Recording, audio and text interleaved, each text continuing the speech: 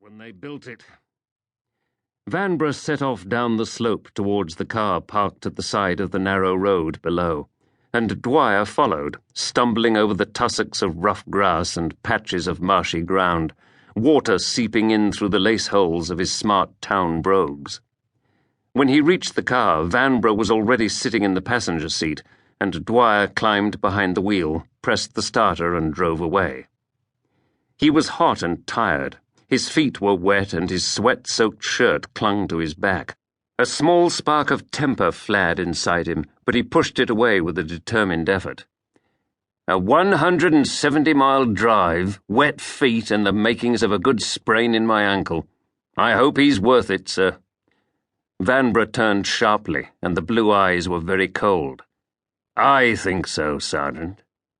Dwyer took a deep breath, aware that one of those violent storms for which Dick Vanbrugh was so notorious was about to break over his head, but the moment passed.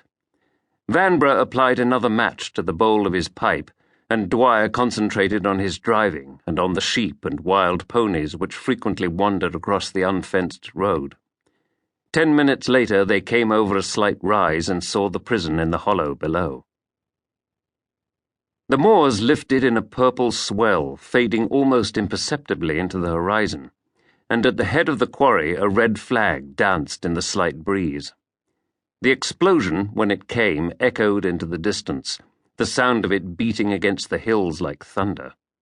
As a great shoulder of rock cracked into 1,000 pieces, smoke drifted in a white pall that curled over the edge of the rock and across the moor like some living thing. A whistle sounded, and as the convicts emerged from shelter, a Land Rover came over the edge of the escarpment, rolled down the dirt road, and stopped.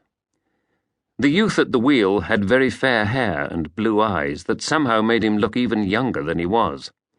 His uniform was brand new, and he was painfully conscious of that fact as he got out of the Land Rover and moved past a group of convicts loading a truck. Mulvaney, the duty officer, moved to meet him, a black-and-tan Alsatian at his heels. He grinned. "Hello, Drake. Putting you to work already, are they?" Drake nodded.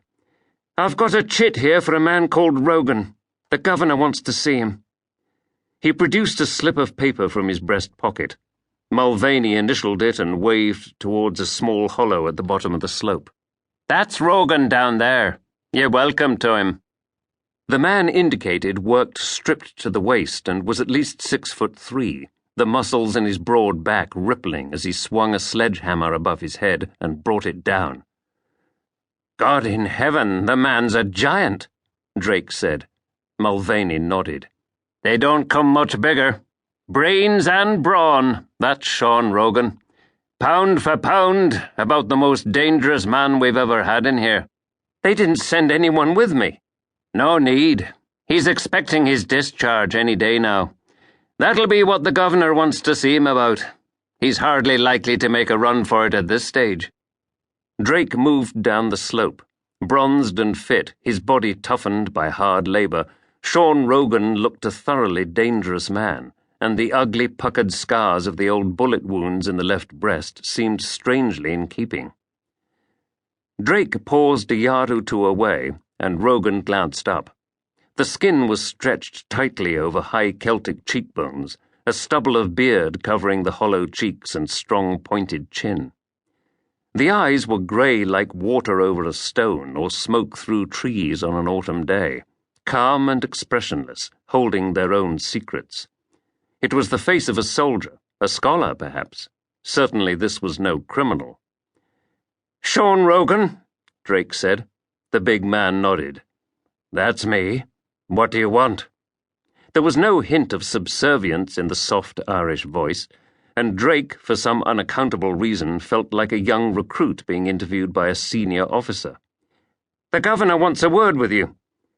Rogan picked up his shirt from a nearby boulder, pulled it over his head, and followed Drake up the slope, the sledgehammer swinging easily in one hand.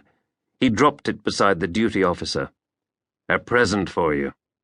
Mulvaney grinned, took a battered silver case from his breast pocket, and offered him a cigarette. "Is it likely at all, Sean Rogan, that I might be seeing the back of you?"